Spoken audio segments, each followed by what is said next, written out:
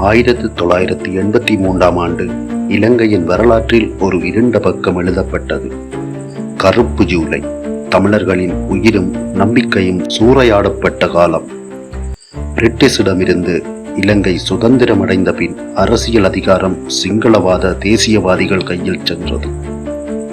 1956 சிங்களம் மட்டுமே என்ற மொழிக் கொள்கை கொண்டுவரப்பட்டது. இது ஈழத்தமிழர்களை புறக்கணித்ததோடு அவர்களது எதிர்ப்பும் வேறுபாடும் உருவாக்கப்பட்டது. இதன்பின் பலத்த ஊழல், வேலைவாய்ப்பில் பாகுபாடு, கல்வி இடஒதுக்கீடு ஆகியவை தமிழ் மக்களிடம் ஆழ்ந்த நம்பிக்கை இழப்பை ஏற்படுத்தியது. சிலர் அரசியல் எதிர்பார்ப்பாக போராடினர், சிலர் ஆயுதமேந்தி சுதந்திரம் வேட்டினர். 1983 ஜூலை 23 யாழ்ப்பாணத்தில் தமிழீழ விடுதலை புலிகள் 13 சிங்கள இராணுவ காடையர்களை தாக்கி கொன்றனர். இது ஒரு தாக்குதலாக இருந்தாலும் அதற்கு பதிலடியாக ஒரு இனத்தின் மீதான பழிவாங்கல் பரிதாபமாக மாறியது.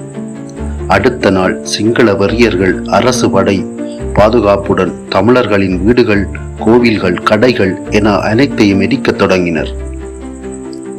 கருத்துப்படி இதுவே ஒரு திட்டமிட்ட இனப்படுகொலையாக இருந்தது. காவல்துறையும் இராணுவமும் தடுப்பதற்கு பதிலாக இந்த இனவழிப்பில் கலந்து கொண்டு அவர்களும் இனவழிப்பு செய்தனர் என்பது ஆவணங்களால் நிரூபிக்கப்பட்டது. அந்த வாரத்தில் மட்டும் 1000க்கும் மேற்பட்ட தமிழர்கள் கொல்லப்பட்டனர்.